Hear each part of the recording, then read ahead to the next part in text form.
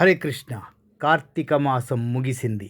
మార్గశిర మాసంలోకి అడుగు పెట్టామండి. మార్గశిర మాసాన్ని మార్గశీర్ష మాసం అని కూడా అంటారు. హిందూ పంచాంగం ప్రకారం సంవత్సరంలోని ఒక పవిత్రమైన మాసంగా పరిగణించబడుతోంది.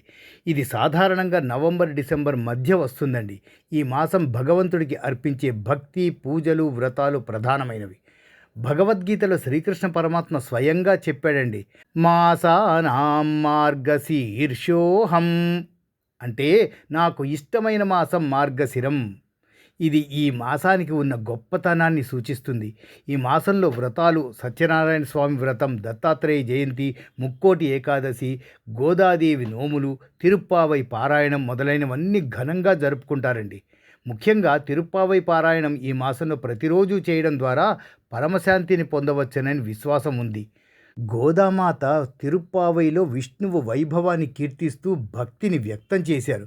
భక్తులు ఈ మాసంలో ఉదయం స్నానాలు, దీపారాధనలు, దానం, జపాలు, పారాయణలు చేస్తూ ధర్మాన్ని ఆచరిస్తారు. ఈ మాసంలో భగవంతుని ప్రార్థించడం వల్ల సర్వ పాప విమోచనం, సుఖశాంతి, అలాగే మోక్షప్రాప్తి కలుగుతాయని నమ్మకం ఉందండి. మొత్తానికి మార్గశిర మాసం ఆధ్యాత్మికతకు, భక్తికి ప్రతీక. ఇది భగవంతునికి అంకితమైన శ్రద్ధాభక్తులతో నిండిన కాలం. మార్గశిర మాసం హిందూ క్యాలెండర్ ప్రకారం కార్తీక మాసం అనంతరం వచ్చే మాసం. ఇది అత్యంత పవిత్రమైన మాసం.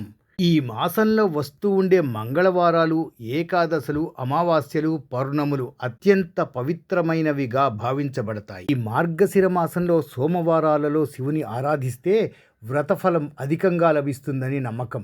శివుని అభిషేకం చేసి విభూది ధరించి శివనామస్మరణ చేయడం వ్రతంగా పాటిస్తారు.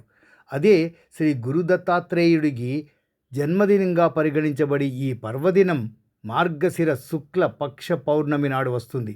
ఇది గురుతత్వానికి అంకితమైందండి.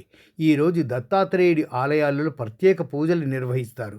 శ్రీ గోదాదేవి రచించిన తిరుప్పావై అన్న 30 పాసురాలను మార్గశిర మాసం మొదటి రోజు నుండి మకర సంక్రాంతి వరకు ప్రతిదినం పారాయణం చేయడం అనేది వైష్ణవ సంప్రదాయాలలో ముఖ్యమైన ఆచారం. ఈ మాసంలో వచ్చే శుక్లపక్ష ఏకాదశిని ముక్కోటి ఏకాదశి అని పిలుస్తారు.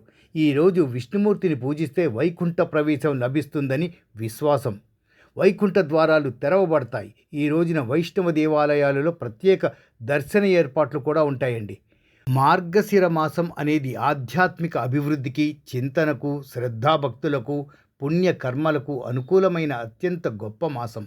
సర్వే జనా సుఖినో భవంతు, లోకా సమస్తా సుఖినో భవంతు, శుభం భూయాత్. హరే కృష్ణ.